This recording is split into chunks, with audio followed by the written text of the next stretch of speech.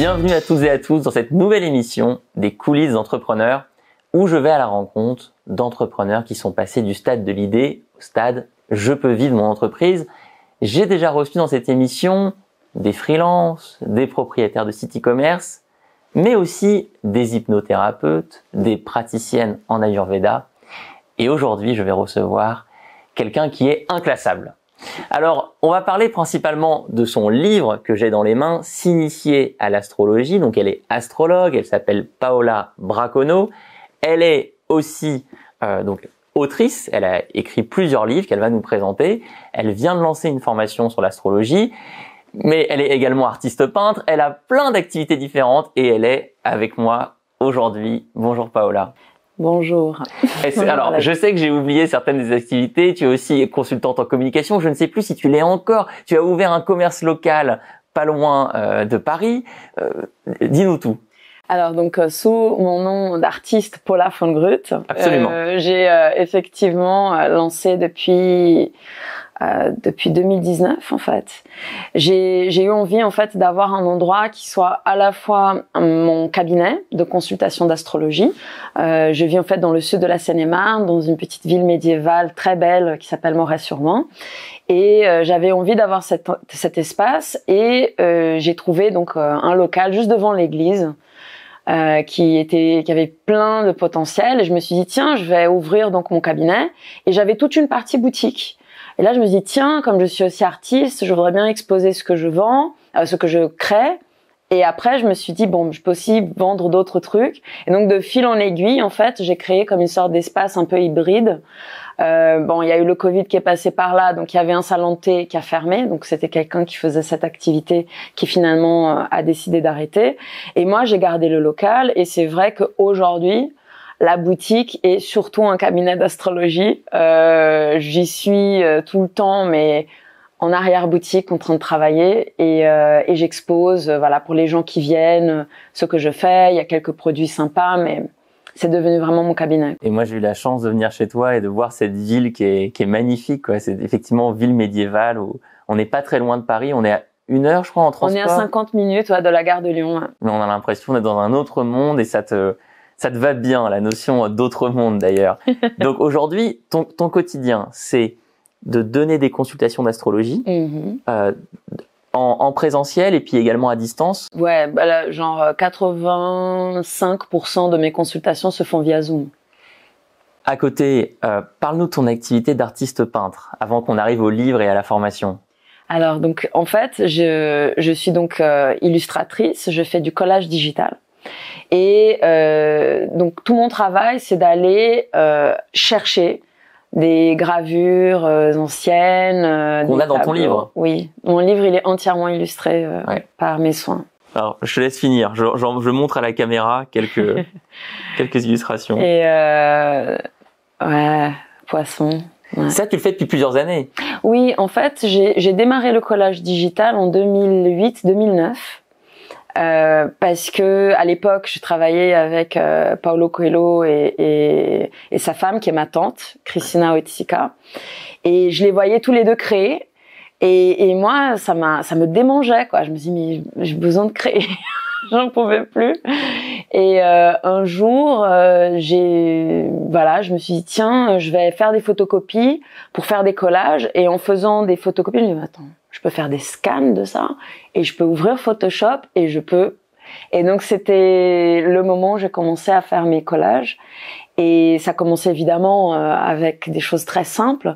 Je connaissais quasiment pas le logiciel donc c'était vraiment très tâtonnant.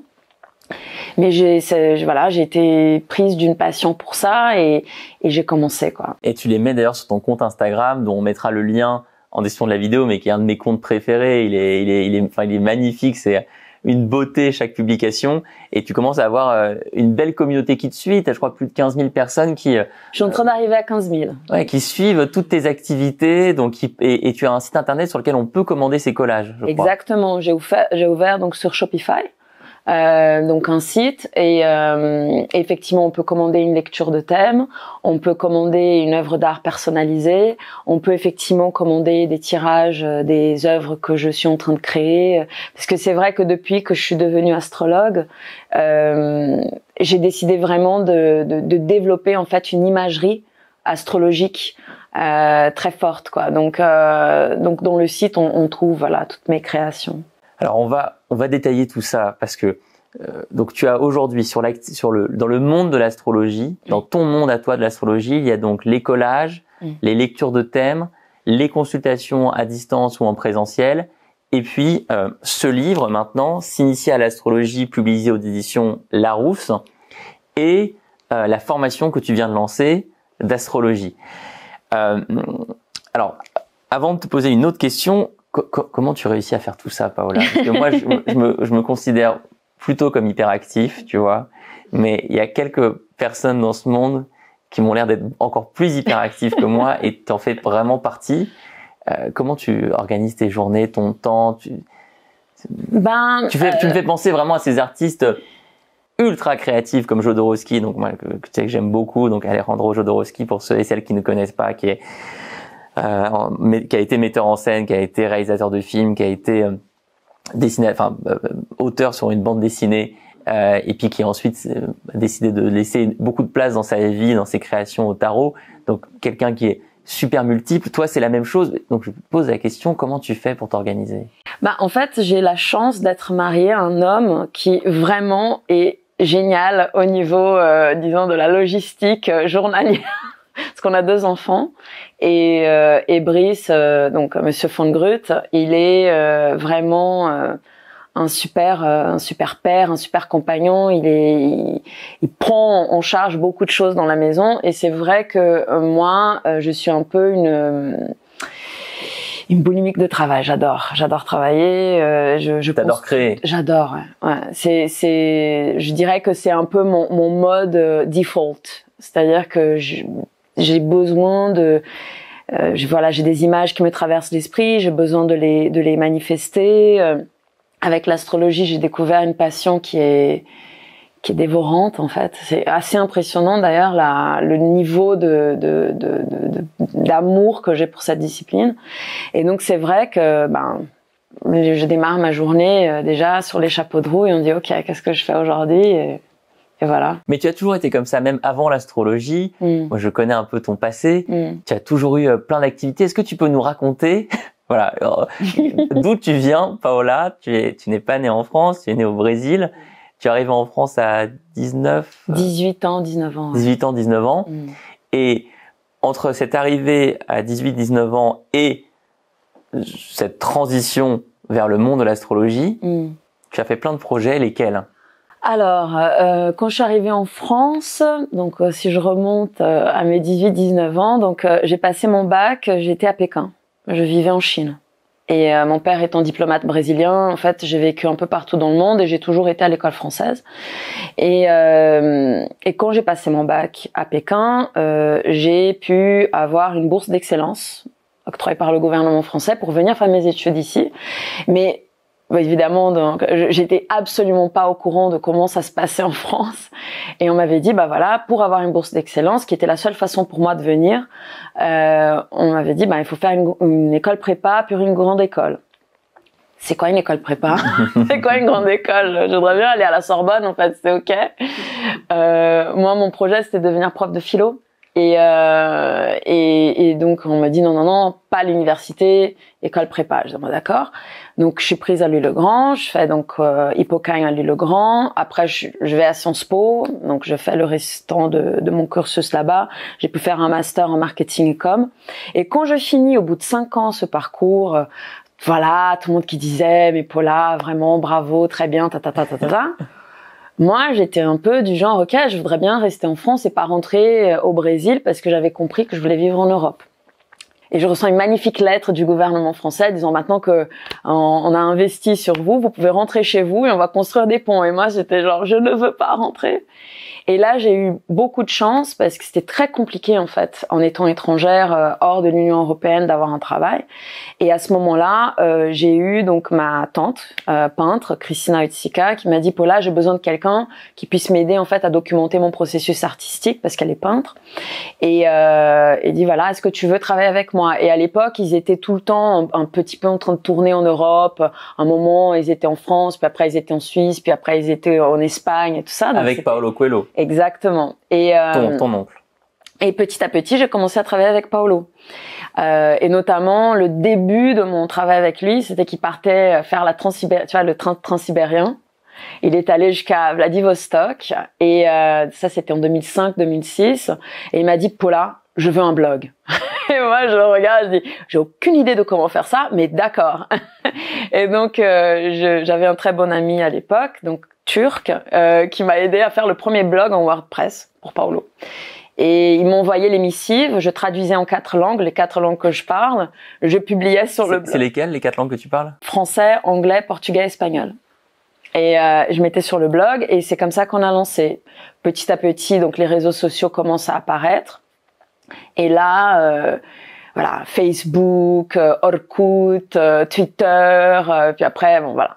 Et pendant 3 ans, j'ai développé en fait tout le volet de social media de Paolo. Et donc ça, c'était ma première expérience qui m'a permis de ouvrir mon entreprise en France. Du coup, je pouvais être voilà, déclarée, tout ça. Mais comme moi, tu n'as jamais été salarié. Oui et non. C'est-à-dire qu'en fait, effectivement, j'ai ouvert donc une structure indépendante.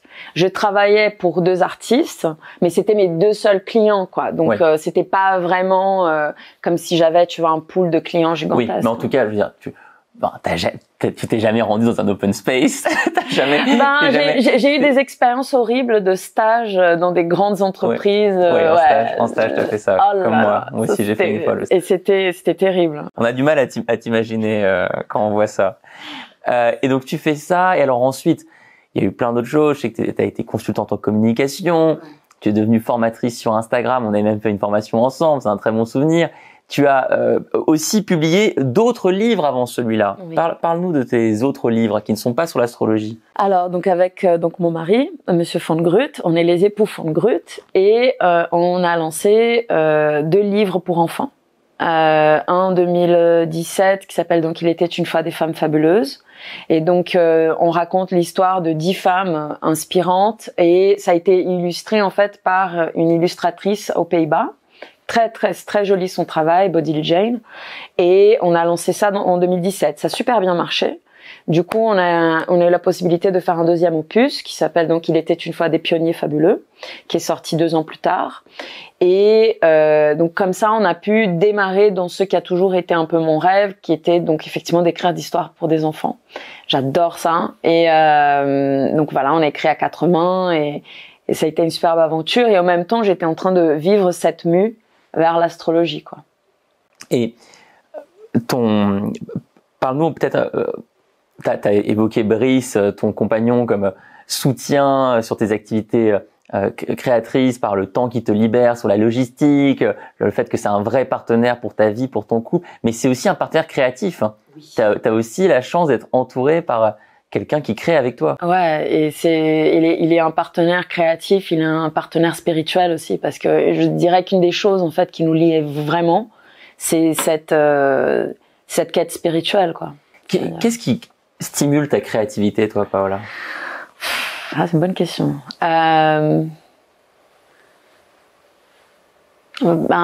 C'est difficile à répondre. Par exemple, en ce moment, c'est l'astrologie.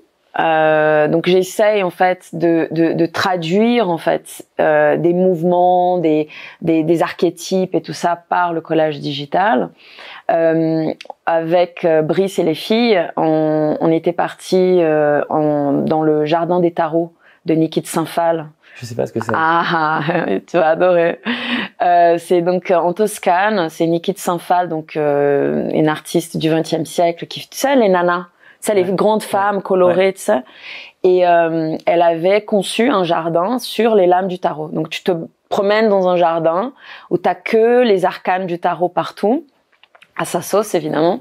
Et moi je me rappelle quand je suis allée dans cet endroit avec Brice, je pense que c'était en 2018, j'ai vu ça et je me suis dit, c'est comme artiste, c'est magnifique de pouvoir se raccrocher à une tradition qui permet en fait d'avoir comme une sorte de socle de symbolisme ultra fort, ultra profond, et que toi tu peux effectivement le traduire avec ta sensibilité. Donc c'est comme si effectivement tu te branchais en fait, tu vois, un courant énergétique, une sorte de grand torrent, et comme ça t'es jamais à court d'idées, et surtout tu t'enfermes pas dans une création qui devient peut-être un peu trop nombriliste. Je trouve que parfois dans la création artistique, certaines personnes à les entendre, ils sont en train de réinventer la roue. Et moi, j'ai envie de dire, c'est pas ça en fait qui m'intéresse, quoi. C'est vraiment de pouvoir transmettre. Je résonne super fort avec ce que tu dis et ça me fait penser à une artiste qu'on salue si elle nous écoute, Clara Tissot, que tu connais peut-être, qui est, alors elle n'est pas peintre, mais elle fait des créations avec de la broderie et des pierres précieuses. Et moi, j'ai fait l'acquisition de 2 de ses œuvres sur le tarot de Marseille. Elle a commencé l'an dernier, je crois, ou peut-être maintenant il y a 2 ans, un projet où elle prend chaque arcane majeur du tarot et elle en fait des œuvres. Et je trouve ça très très puissant ce que tu dis sur le lien qui peut se créer entre un artiste et un courant spirituel, une spiritualité. Et toi, ça a été l'astrologie. Pourquoi l'astrologie? Moi, l'astrologie, en plus, c'est une histoire un peu familiale. Ma mère a toujours été ultra passionnée d'astrologie. Quand je suis né en 1988, l'astrologie était extrêmement en vogue en France. C'était l'époque, tu sais, où même un certain président français faisait appel à une astrologue quasiment quotidiennement. Et il y avait des boutiques un peu partout dans Paris d'astrologie, notamment il y avait Astroflash sur les Champs-Élysées. Ça revient, je crois, maintenant, et tu vas nous en parler peut-être un peu des up and down de l'astrologie. Mais donc ma mère avait commandé à ma naissance un thème astral de 50 pages qu'elle m'avait mis sous mon lit et qu'elle a laissé sous mon lit jusqu'à l'âge de 12 ans où elle m'a dit là t'es assez grand pour pouvoir le lire. Et je suis tombé un peu comme ça dans l'astrologie et je voudrais savoir toi quel a été ton parcours. En fait mon parcours a démarré chez Live Mentor. Avec l'astrologie? Ouais. Ça a démarré chez toi. Ah, raconte-moi. Ouais. En fait, on venait de faire les cours online sur Instagram. Ouais. Et ça a été un vrai... ça m'a ouvert les yeux sur plusieurs choses. Déjà, que j'aimais bien transmettre. Jusque-là, je pensais que j'étais une piètre... j'étais une communicante, certes, mais j'avais pas la fibre pédagogique. Tu vois, je me suis dit, c'est pas pour moi, tout ça. Et quand j'ai lancé les cours sur Instagram, j'ai découvert qu'en fait, je trouvais ça plutôt super. J'aimais bien. Et après, quand j'ai fini ce processus, je me suis dit, et en plus, donner des cours online, c'est tellement super parce que c'est scalable, on peut faire ça une fois, puis après on peut créer des tas d'autres choses à côté, c'est génial, quoi. Et je me suis dit, mais j'aimerais bien continuer à transmettre, mais j'aimerais bien transmettre quelque chose qui n'est pas périssable. Parce qu'Instagram est périssable, Facebook est périssable. Et il y avait quelque chose en moi qui disait, ouais, j'aime bien la communication, mais c'est pas une passion. Tu vois. Et là, j'étais assise, tu vois, je me dis, mais qu'est-ce que je vais transmettre? Et là, petite voix, astrologie. Et moi, je dis, non, mais attends, mais je suis pas astrologue. Et la petite voix dit, deviens-le. Et là, je me suis dit, ah ouais, d'accord, ok, donc je vais devenir astrologue. Vierge, ascendant Capricorne, je me dis, ok, donc je vais étudier ça, ça va être carré. Non, je veux pas faire un truc à moitié. Et je trouve donc une formation de 3 ans en Angleterre. Je me souviens, tu t'es inscrit à cette formation en Angleterre. Ouais, à la Faculty of Astrological Studies. Et là, c'est comme si tout d'un coup, je rentrais dans un endroit que j'ai toujours vécu, quoi. C'était hallucinant. C'est-à-dire que ça me renvoyait à mon enfance où je lisais sur la mythologie tout le temps parce que c'était ma façon de m'évader. En fait, je vivais dans un endroit vraiment pas du tout sympa. Brasilia est une ville ultra moderne, t'as pas de chaussée, c'est que des voitures partout et tout ça. Et moi, je me rappelle de lire les mythes grecs comme une sorte de fenêtre ouverte sur vers la beauté, quoi. Et donc la mythologie, quand j'étais adolescente, je lisais énormément d'astronomie, j'adorais ça, et de la philosophie. Et paf, quand je commence à faire de l'astrologie, c'était philosophie, mythologie, astronomie, quoi. J'avais les 3 trucs que j'avais toujours adorés, et je me dis waouh, et tu peux faire un job avec ça. Et donc voilà, donc ça a été match made in heaven. Incroyable. Je me souviens effectivement le jour où tu m'as annoncé que tu t'inscrivais à cette formation en Angleterre. J'avais oublié qu'elle durait 3 ans. Combien d'heures par semaine? Bah en fait c'était à distance. Tu la suivais à distance? Exactement, via Zoom. C'était 2 heures, un cours de 2 heures toutes les semaines, mais avec c'était vraiment à l'anglaise, quoi. C'est-à-dire avec énormément de matériel à lire en fait avant chaque cours. Et c'était une des raisons aussi pour laquelle j'aimais bien, parce que j'adore en fait faire ce travail de préparation par moi-même. Et puis arrive le cours. T'as déjà lu, donc si t'as des doutes, tu poses des questions. Donc tu vois, c'était. Et puis j'ai commencé à dévorer, mais mon mari, il avait vu, parce que j'ai toujours eu des phases. En fait, je lisais beaucoup sur le bouddhisme, ou je lisais énormément sur, je sais pas, le néoplatonicisme et tout ça. Et puis là, je tombe dans l'astrologie, et là il m'a dit, je t'ai jamais vu aussi. Je sais pas, c'était vraiment, ouais, voilà, c'était tout le temps, quoi. Et vous étiez combien à suivre cette formation? Je sais pas, une 15aine de personnes. Et tout le monde est allé au bout? Ben, le truc, c'est qu'en fait, j'ai à un moment donné, parce que c'était tout nouveau pour eux, en fait. Jusque-là, ils faisaient que des cours à Londres, donc c'était un nouveau format pour eux. Et moi, en fait, il y a eu un moment donné où j'ai chevauché en fait 2 trimestres. Ouais. Et du coup, les gens avec qui j'étais plus avec eux, et je démarrais avec un autre groupe, quoi. Et mais disons que ouais, si on devait dire, ouais, on démarre à peut-être 20 et on finit à 12-13, tu vois. Il y a quand même un petit peu de personnes qui. Et avant de rentrer plus dans la partie entrepreneuriale et comment tu as construit tes premières activités autour de l'astrologie. Pour toi, est-ce que l'astrologie a bonne presse? Parce que c'est une spiritualité qui a connu une vague de très grande popularité, qui du coup a été, je dirais, vulgarisée peut-être à outrance, avec un monde d'écart qui sépare ce que tu fais toi, un livre extrêmement détaillé, tu as parlé d'astronomie, tu as parlé de philosophie, il y a un monde d'écart entre ton approche à toi qui me rappelle ce que ma mère m'avait donné, ce thème astral de 50 pages avec la police numéro 8 où il fallait vraiment s'accrocher pour lire tout du début à la fin. Il y a un monde d'écart entre ça et, je dirais, l'astrologie grand public, où tu achètes n'importe quel magazine en kiosque et tu as, voici votre signe et votre ascendant, et aujourd'hui, attention, l'amour va vous et au coin de la rue. D'ailleurs, tu sais qu'on a le même signe et le même ascendant, toi et moi. Je sais. Donc alors voilà, pour toi, comment tu te situes par rapport à ça? Bah, en fait, c'est ça la chose. C'est-à-dire que l'astrologie, actuellement, elle connaît une vague, disons, de popularité très forte grâce au réseau d'ailleurs. Ouais. Mais c'est vrai que ça se fait sous un format très consommable. C'est-à-dire, il y a beaucoup de comptes TikTok, il y a beaucoup sur Instagram, des choses très pop. Ouais. Jusque-là, pas de problème. C'est-à-dire que si les gens ils veulent s'amuser et peut-être juste avoir cette, disons, ce rapport assez ludique avec ça, pas de problème. Mais c'est pas ton truc, toi. Non. Et c'est ça en fait la chose, c'est que en France notamment, l'astrologie n'est pas considérée comme un savoir. C'est considéré comme une croyance, c'est quoi déjà le terme qu'ils utilisent, une pseudo-science, et ainsi de suite. Et ma vision des choses, et c'est aussi la vision de ça, parce que j'étais aussi dans une université, j'avais aussi tous ces profs extraordinaires qui transmettaient tout ce qu'ils savaient. Pour moi, l'astrologie, c'est d'abord une philosophie. Et c'est une philosophie qui va remonter au néoplatonicisme et au courant hermétique, en fait.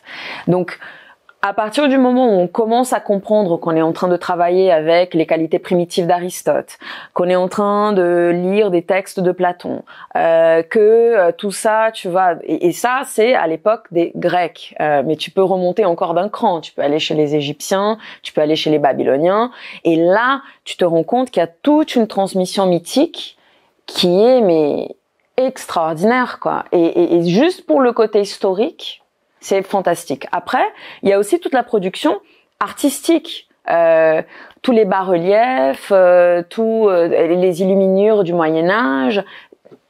C'est d'une richesse incroyable. Et moi, c'est un peu ma mission, c'est de transmettre ça. Ce que j'adore dans ce que tu viens de dire, c'est que tu viens de convaincre, je pense, l'esprit cartésien français rationnel que l'astrologie, c'est aussi du sérieux et que ça remonte aux philosophes grecs. Ce sur quoi j'aimerais beaucoup t'entendre, c'est le croisement des cultures. Parce que toi, justement, tu représentes ça. Tu viens du Brésil, tu parles 4 langues, tu as vécu en Chine, tu vis en France depuis plus de 20 ans, tu t'es formé là en Angleterre. Tu représentes vraiment ce croisement des cultures. Est-ce que dans ta pratique de l'astrologie, tu mélanges justement différentes influences de différents continents? Bien sûr. C'est-à-dire que c'est vrai que moi, donc quand j'étais en train d'apprendre l'astrologie en Angleterre, il y avait beaucoup d'auteurs anglais et américains qu'on devait lire, Liz Green, parce qu'en plus dans l'astrologie il y a énormément de courants différents. Il faut pas imaginer que c'est la même astrologie que tout le monde pratique. Il faut vraiment imaginer que moi par exemple je suis plus dans une astrologie psychologique et humaniste, mais après il y a des personnes, et d'ailleurs je trouve ça super intéressant, il y a l'astrologie karmique, il y a l'astrologie traditionnelle que je suis en train d'aller voir aussi. Donc, et moi ce que je fais c'est je regarde ces différentes influences et puis après, dans ma pratique, je vais sortir de ma boîte à outils certains concepts, mais toujours, pour moi, la finalité, quand je fais une lecture, c'est que la personne, elle puisse sortir avec des billes, tu vois. Et c'est vraiment, pour moi, c'est quelque chose d'être au service de quelqu'un. Pas être en train d'asséner, tu vois, 1 milliard de concepts pour faire, tu vois, genre, t'as vu comme je connais des trucs, c'est pas ça du tout. C'est d'être à l'écoute et surtout emmener la personne, en fait, à entamer une réflexion sur qui elle est, tu vois. Et donc, à partir de là, tout est bon, tu vois, il y a rien à jeter. Tu es artiste depuis très longtemps. Tu es formatrice, enfin, tu l'as été avec moi sur une formation Instagram et tu l'es maintenant avec ta formation sur l'astrologie. Tu es aussi thérapeute. Oui. Comment mélanges-tu ces différents univers, ces différents mondes? Ça se fait de façon très organique en fait. Et d'ailleurs par rapport au volet, je dirais plus thérapeutique, je suis en train de aussi parce que quand j'étais en train de faire la formation à Londres, il y a un courant qui est très jungien. Donc rappelons à tout le monde qui est Jung. Alors Carl Jung était donc un très grand psychologue, psychanalyste, pardon, parce qu'à chaque fois je mélange les deux.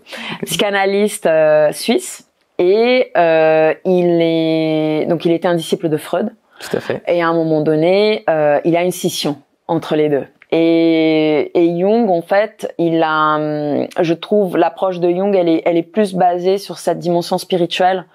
Et il y a toute cette question, voilà, d'aller explorer l'ombre, de faire le travail d'intégration. Il a une phrase d'ailleurs que je mets dans mon livre, que je pense que tous les vierges du monde devraient avoir ça sur le dessus de leur lit. C'est genre, on ne vise pas la perfection, mais la totalité, tu vois. Et ça, pour moi, ça a été ça m'a ouvert des champs vraiment gigantesques de perception. Et donc c'est vrai que quand je travaille, d'ailleurs, je me rappellerai toujours, une fois j'étais allée au musée Guimet où ils exposaient, et ça c'était avant que je devienne astrologue, et j'avais vu en fait cette exposition sur le livre rouge de Jung, où donc il a fait, et c'était très secret d'ailleurs, il avait pendant je sais pas combien d'années de sa vie tenu une sorte de journal où il dessinait ses visions. Et il a dit, bon, une fois que je serai mort, on compte 50 ans avant de pouvoir montrer ça au public. Et donc là, c'était une des premières fois en fait qu'on voyait qu'est-ce que c'est que ces fameux cahiers rouges de Jung.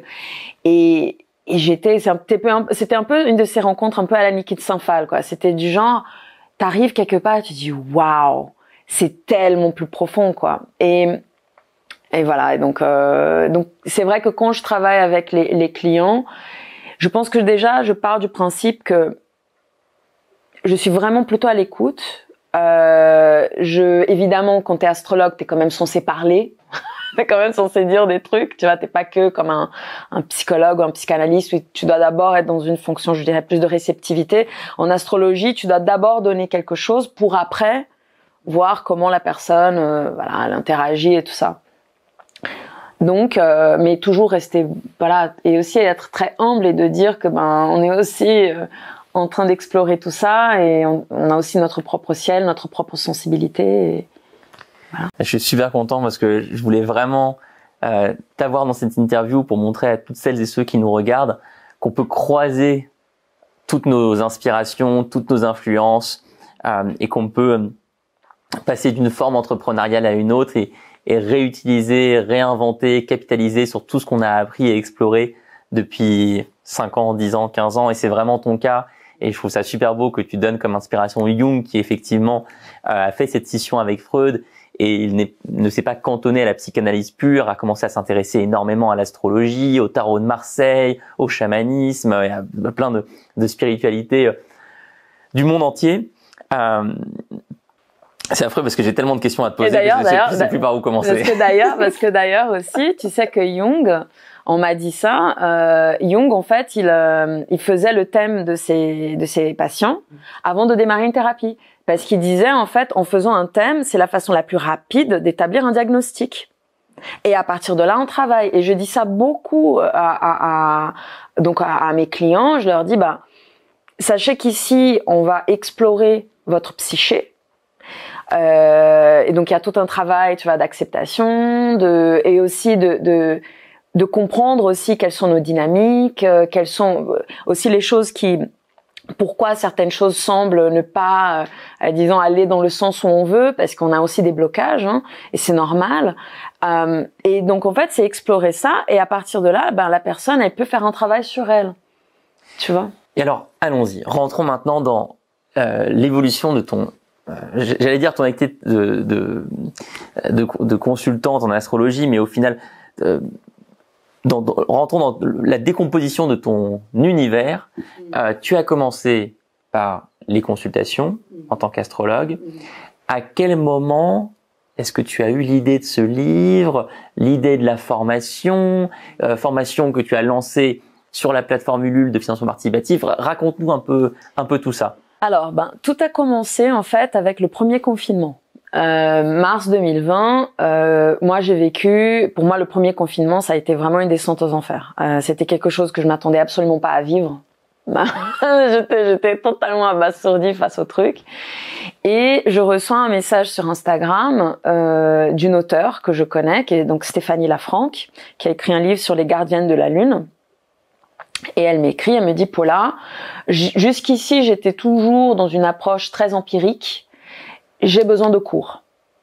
Et ma première réaction c'est mais attends, tu viens d'écrire un livre sur la Lune, t'as pas besoin de moi. Elle m'a dit non, j'ai besoin de toi parce que j'ai besoin en fait d'acquérir les bases, de revenir un peu à ABC et comment faire. Et je dis très bien. Là, je lance un truc, mais vraiment, tu vois, genre, j'avais 5 élèves, je donnais rendez-vous tous les samedis après-midi via Zoom, et pour moi, cette expérience, ça a été déjà de concrétiser un rêve qui était de transmettre. L'astrologie. Là, c'était vraiment, ça a duré combien de temps, combien de semaines? Ça a duré 2 bons mois. 2 bons mois. 2 bons mois, et toutes les semaines, j'avais cette échéance de produire un cours. Sur l'astrologie. Sur l'astrologie. Et de mettre ce savoir, donc de le retransmettre à ma sauce, quoi.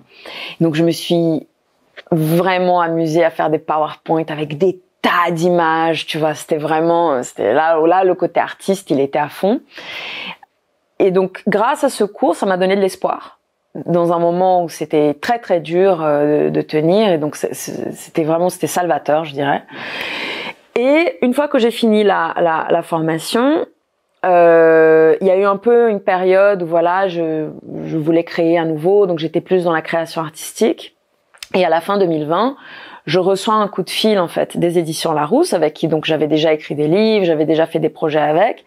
Et l'éditrice, donc Marie Gazagne, elle m'appelle, elle me dit Paula, je suis ce que tu fais sur Instagram, c'est super ta reconversion, c'est vraiment super intéressant ce que tu partages. Ça te dirait de faire un livre d'initiation à l'astrologie? Et là, évidemment, panique. J'ai dit pourquoi moi, j'ai pas 40 ans de pratique, qui suis-je, tu vois, le fameux syndrome de l'imposteur, tu vois, genre j'ai pas les épaules assez solides pour transmettre ça, En même temps, je savais que c'était une opportunité en or, quoi. Et donc j'ai réfléchi, j'appelle Marie et je dis Marie, j'accepte le projet sous une seule condition. Elle me dit laquelle?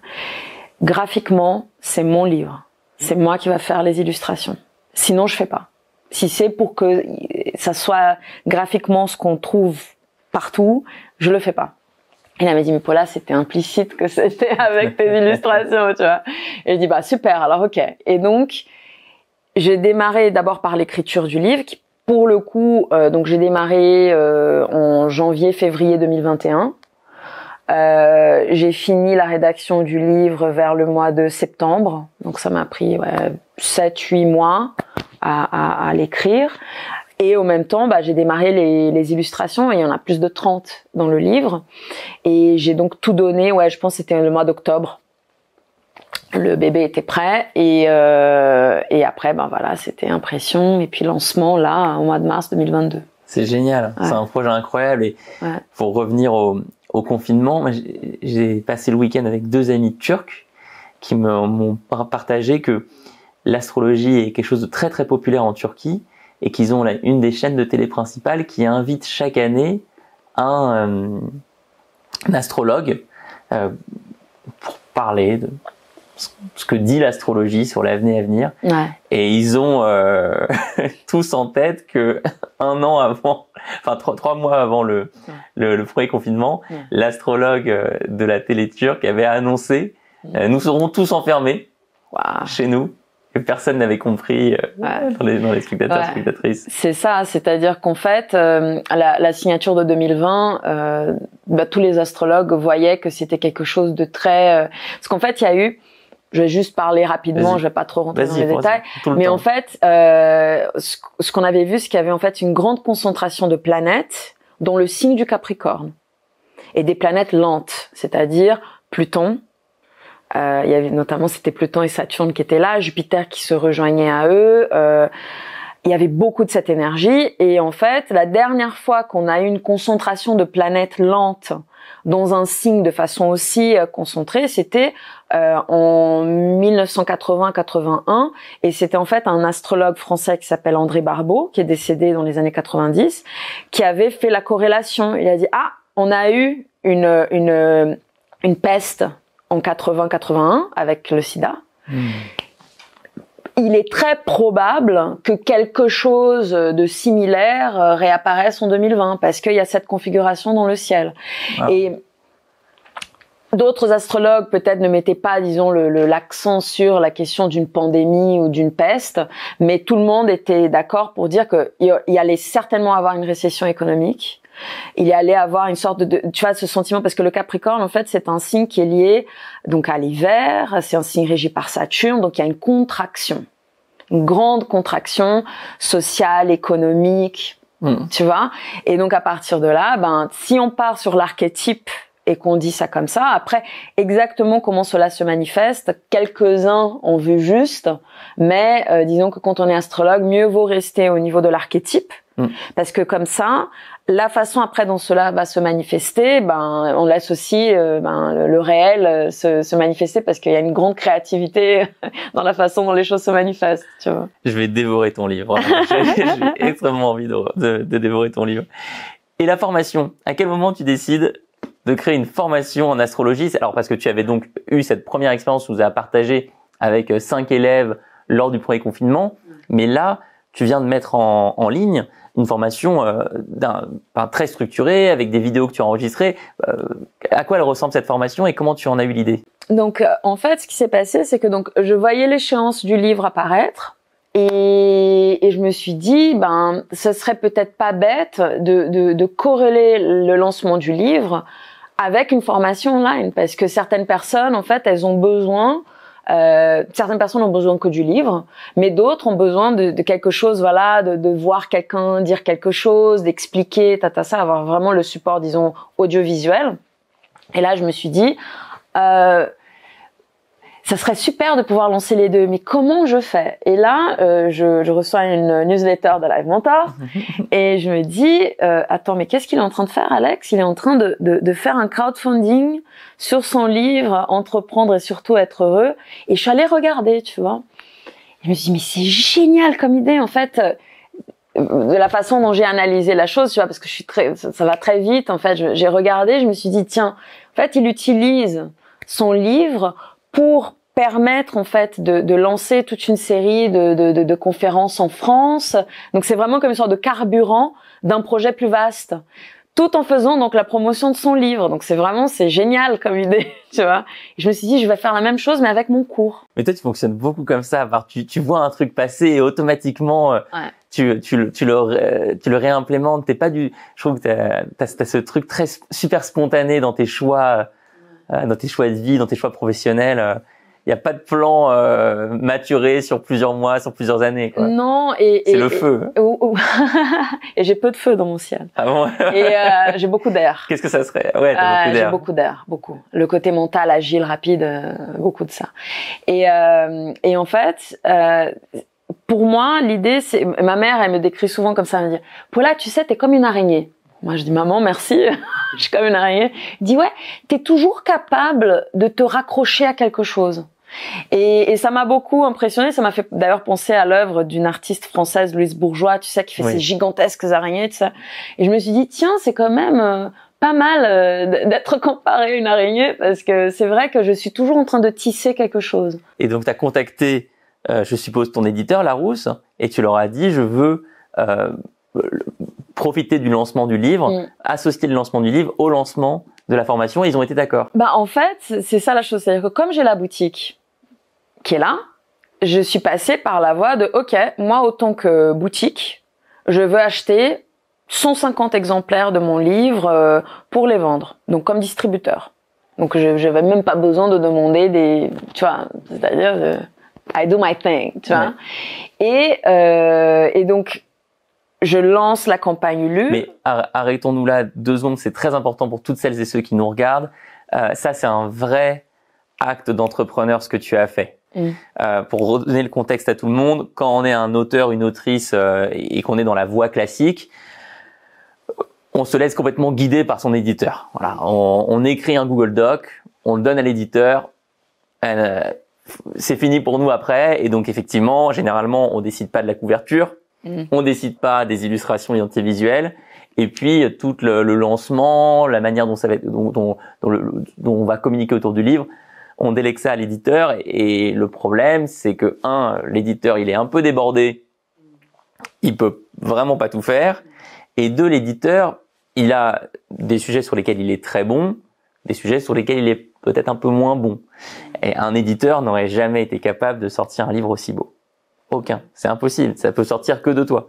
Et moi, je soutiens totalement ton choix, d'autant plus que, avec tout le respect que j'ai pour mon premier éditeur, je déteste la couverture de mon premier livre et je suis très content d'avoir fait moi-même la couverture de mon 2e livre. Et donc, comme toi, je milite pour que chaque personne qui lance un projet entrepreneurial et par exemple un livre se dise comment je peux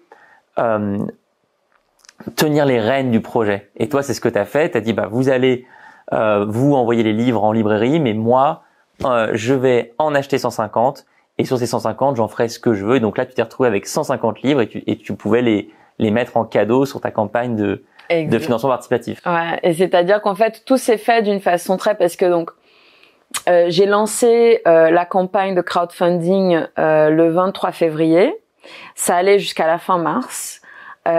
J'ai commandé les livres quand j'ai commencé à voir que ça prenait en fait. J'ai commandé les livres tout début mars. Donc j'avais un peu calculé plus ou moins combien de personnes allaient prendre le pack livres plus œuvres d'art. Parce que ça aussi, c'était aussi une façon pour moi. En fait, la campagne Ulule m'a permis de lancer plusieurs choses.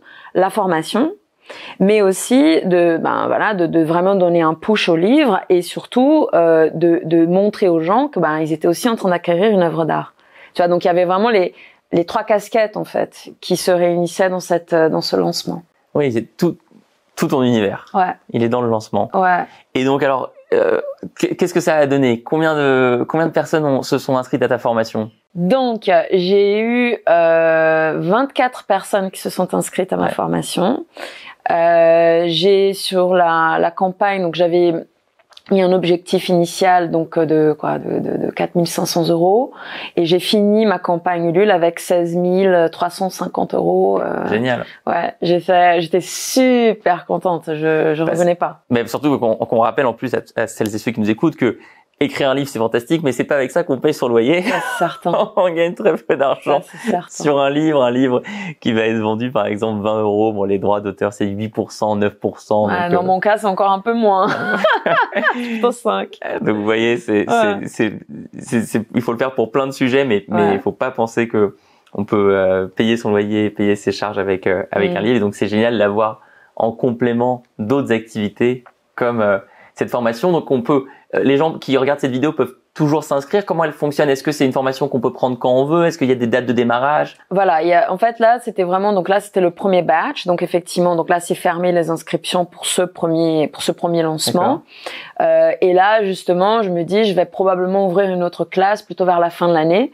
Et là, ça va me donner justement la possibilité de retravailler la question du lancement.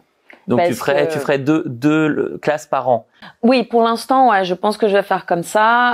Après, j'ai aussi des idées, de faire des ateliers. C'est-à-dire cette idée aussi de diversifier en fait l'offre. Je trouve super important. Pas non plus trop de choses différentes, mais j'aimerais bien avoir donc ce format des vrais cours d'initiation, faire des ateliers plus ponctuel sur certains thèmes. Là, par exemple, je vais participer d'une retraite en Corse pendant une semaine et je suis l'astrologue en chef. C'est génial, quoi. Tu vois. Donc, en fait, c'est développer aussi ces autres. Aujourd'hui, l'astrologie a pris 100% de ta vie professionnelle ou est-ce que tu as encore certaines de tes anciennes activités? Je continue encore à faire de la communication online j'ai 2 clients disons que mais tu n'en cherches pas d'autres? Non, parce que en plus, avec les consultations d'astrologie, et d'ailleurs ça, c'est toute une réflexion que je suis en train de mener en ce moment, c'est que là, je suis bookée jusqu'à décembre. On enregistre en mars, 1er avril, enfin quasiment. Pour donner Aujourd'hui, c'est quoi? C'est le 6-7 avril. Ouais. Et donc, je suis bookée jusqu'en décembre, mais je me dis, il va falloir que je retravaille mon calendrier. Il y a quelque chose que je peux mieux faire, ou imaginer peut-être d'ouvrir le calendrier une fois par mois pour que ça se boucle, pour que les gens n'aient pas une attente aussi grande. Tu vois. Je suis en train de réfléchir à beaucoup comment mieux organiser cette question du calendrier, quoi. Parce que même moi, je me dis, oulala, jusqu'à décembre. Donc en tout cas, cette année, Paola, tu as ton livre sur lequel tu vas travailler, ta formation d'astrologie, tes consultations en présentiel et en Zoom, plus évidemment toujours les œuvres d'art, les collages digitaux autour de l'astrologie. Est-ce que tu as d'autres projets pour cette année? Là, tu as parlé d'une retraite à laquelle tu vas participer. Voilà, mais j'ai d'autres projets éditoriaux, notamment un jeu de cartes, mais c'est une collaboration. Je suis pas la conceptrice, je suis vraiment l'illustratrice. Donc ça, c'est un projet super intéressant.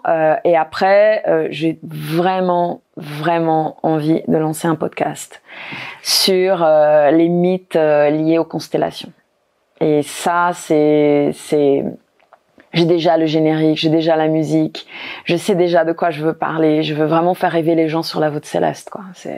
Je serais très très curieux de suivre ce que tu vas lancer parce que récemment, moi, je cherchais des podcasts sur le tarot de Marseille, sur la spiritualité en général, et j'en ai pas trouvé beaucoup. Je trouve que c'est pas un sujet qui pour le moment est forcément bien traité dans l'univers des podcasts. Ouais. Et effectivement, par exemple, dans mon cas, le podcast, j'ai vraiment envie de faire ce podcast parce que j'ai envie de faire quelque chose où c'est pas obligatoire d'être intéressé par l'astrologie pour l'écouter, parce qu'en fait, tu viens pour l'histoire, tu vois. Donc, c'est vraiment quelque chose où tu racontes les mythes qu'on a projetés sur la voûte céleste et qu'est-ce que ça veut dire, d'où ça vient, l'aspect aussi non seulement mythique, mais aussi psychologique, en fait, lié à ces mythes, et donc d'expliquer aussi à quoi ça renvoie chez nous. Quel est ton mythe préféré?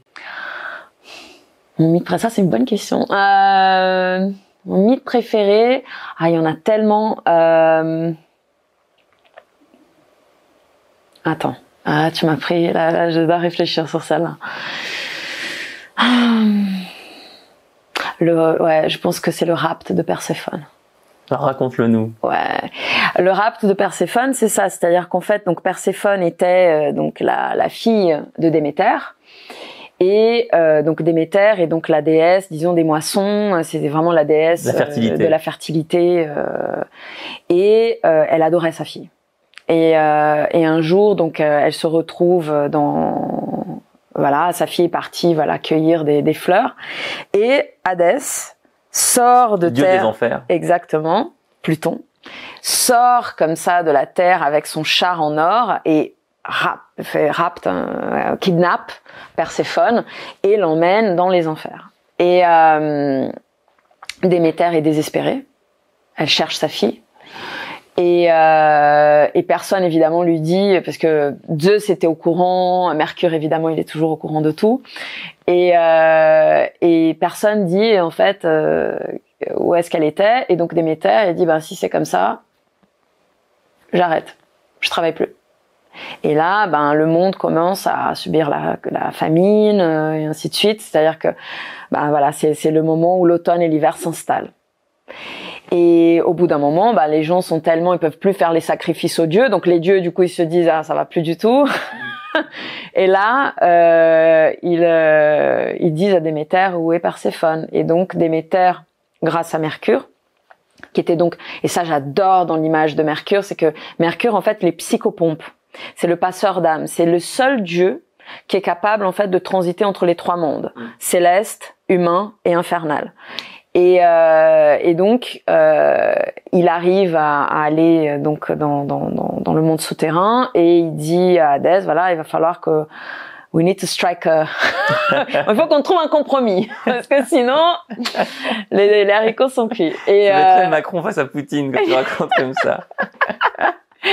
Et donc, effectivement, la seule chose, c'était que quand on va dans le royaume des morts, il faut pas manger, en fait, la nourriture des morts. Et Perséphone, elle avait mangé 6 grains de grenade, qui est évidemment une image qui est liée à la sexualité. C'est-à-dire que de Corée, donc de jeune fille, elle était devenue femme. Et à cause de ça, donc le compromis qui a été trouvé, c'est que 6 mois de l'année, Perséphone était avec sa mère, donc ça équivaut au printemps et à l'été. Et quand elle se retrouve chez Hadès, c'est l'automne et c'est l'hiver. Donc en fait, c'est un mythe qui est lié à cette question du cycle. Et ce qui est magnifique, c'est que quand on sait que dans la Grèce antique, un des plus grands rites sacrés, c'était en fait les mystères d'Éleusis. Je sais pas si tu as déjà entendu parler. Ça, je le connais pas. Les mystères d'Éleusis, c'était pendant plus d'un millénaire en fait, les Grecs qui se rendaient dans la ville d'Éleusis pour suivre en fait tout un rite qui était lié à cette question de la transmission de Déméter. Et donc il y avait une partie, disons, beaucoup de gens se rendaient, c'était comme une sorte de pèlerinage, et il y avait plusieurs niveaux, quoi. Et tu venais sur plusieurs années. Donc la première année tu venais, t'étais un petit peu à l'extérieur du temple. D'ailleurs à Éleusis, il y a la caverne qui apparemment mène vers le monde souterrain d'Hadès. Si elle est ? Non, pas encore. Ça c'est un rêve aussi. Et donc il y a ça. La première année les gens y venaient, ils restaient un peu à l'extérieur, c'était un peu, tu sais, à la fête, quoi.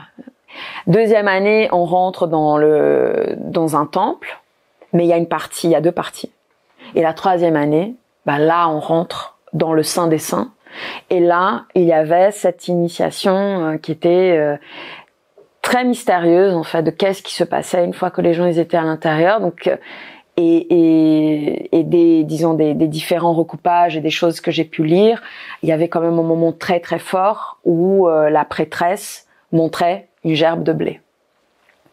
C'est mon mythe préféré Déméter. Je connaissais pas les Léosis, mais je trouve que c'est un mythe incroyable sur le sens des saisons, le sens du temps qui passe, le sens de se reposer en hiver, de se mettre moins de pression, de pas se culpabiliser si on travaille moins, et de comprendre que on a malheureusement créé des sociétés qui vont complètement à l'encontre de ça, où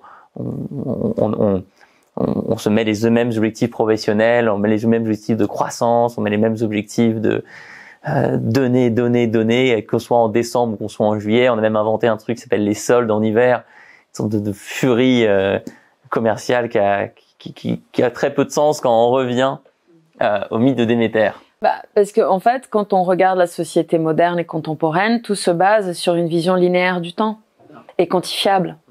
Alors que quand on va dans des sociétés pré-industrielles, déjà le temps il est cyclique et il est qualifiable. Et donc c'est des perceptions, je dirais, diamétralement opposées du passage du temps. Merci beaucoup Paola pour tout ça. Dernière question. Tu te vois faire quoi dans 10 ans et je voudrais encore vraiment t'entendre parce que je sens que tu vas nous surprendre, mais sur ce mélange entre thérapie, art et formation. Est-ce que tu as un rêve complètement fou qui peut pas se réaliser cette année, mais où tu te dis dans 10 ans, dans 15 ans, dans 20 ans, ça serait vraiment incroyable de faire ça? En fait, c'est ça la chose. J'ai pas vraiment de plan à très long terme. En ce moment, en fait, je suis en train de participer à quelque chose de très intéressant, c'est que je suis un peu la astrological consultant d'un projet en fait d'un musicien. Je peux pas trop rentrer dans le détail, mais c'est donc un musicien qui est en train il est américain, il est en train de faire toute une œuvre donc de musique, symphonique. Et je suis un petit peu la personne qui va lui parler, les mythes qui sont liés, aux planètes, aux constellations, tout ça. Et ce qui est magnifique dans ce projet, c'est que c'est un projet, je dirais, international. C'est quelque chose qui touche à la fois aux sciences dures parce que l'agence européenne spatiale est dans le coup. Donc, et moi, je suis là un petit peu, la petite astrologue qui, donne quelques infos. Et je me dis, ça, c'est le genre de projet que je trouve super intéressant parce que il y a effectivement cette dimension de montrer que l'astrologie, elle a sa place. Et je me dis que plus je peux aller dans le sens de j'ai un super projet que j'ai envie de développer. J'aimerais beaucoup faire une sculpture, mais vraiment très très très grande, lumineuse, sur en fait l'arbre de Séphiroth. Je sais pas si tu as déjà entendu parler de ça. C'est dans la Kabbale. En fait, il y a une sorte de schéma, il y a un dessin qui s'appelle donc l'arbre des Séphiroth, qui décrit le chemin que prend le principe divin avant de se manifester. Et donc c'est comme un schéma. Et donc il y a 10 parties et tout ça. Et chaque séphiroth, chaque séphira, c'est comme une sorte de boule tourbillonnante d'énergie, quoi. C'est un truc de dingue.